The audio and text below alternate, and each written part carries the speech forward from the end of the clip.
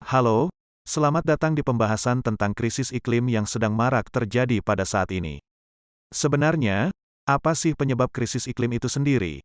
Sebelum kita bahas lebih lanjut, kita perlu paham dulu, apa sih maksud dari krisis iklim itu?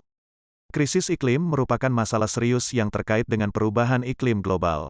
Perubahan suhu global dan perubahan cuaca yang ekstrim dapat menyebabkan kerusakan bumi kita. Ada banyak faktor penyebab krisis iklim.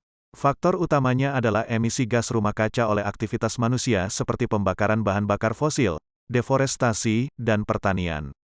Aktivitas ini membuat gas-gas seperti karbon dioksida, CO2, metana, CH4, dan nitrus oksida, N20, dilepaskan dan terperangkap di atmosfer, sehingga berdampak pada peningkatan suhu bumi. Selain itu, polusi udara dari sumber-sumber industri dan transportasi juga dapat mempengaruhi iklim dengan mempengaruhi kualitas atmosfer.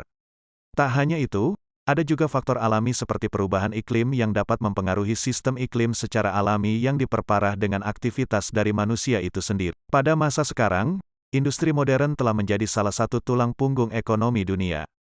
Industri tersebut menghasilkan berbagai produk yang digunakan masyarakat setiap hari.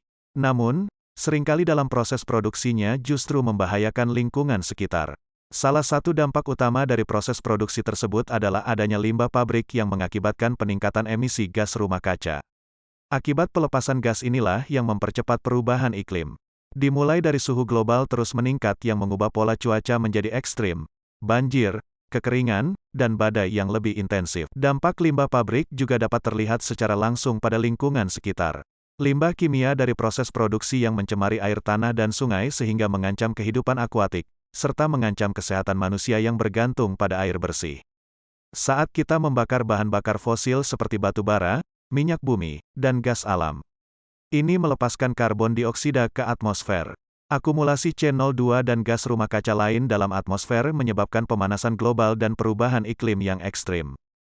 Dampak limbah pabrik dan penggunaan berlebihan energi fosil adalah dua pilar utama perubahan iklim yang semakin memprihatinkan.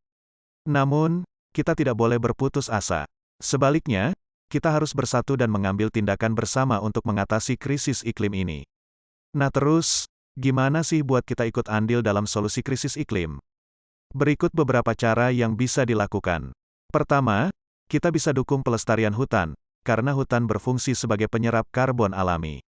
Melindungi hutan-hutan yang ada dan melakukan program penghutanan kembali adalah langkah penting dalam mengurangi emisi karbon.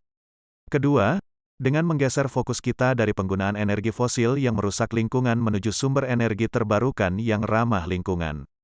Seperti mengadopsi panel surya, turbin angin, dan teknologi berkelanjutan lainnya. Selanjutnya, yang gak kalah penting yaitu mengurangi limbah dengan cara daur ulang atau membeli produk yang bukan sekali pakai seperti botol plastik karena jika penggunaan sampah plastik dilakukan terus-menerus, seperti pencemaran tanah, polusi udara, serta pemanasan global atau krisis iklim bisa jadi lebih buruk. Lebih jauh, kita bisa ikut edukasi masyarakat tentang bahaya perubahan iklim dan dampaknya pada kehidupan.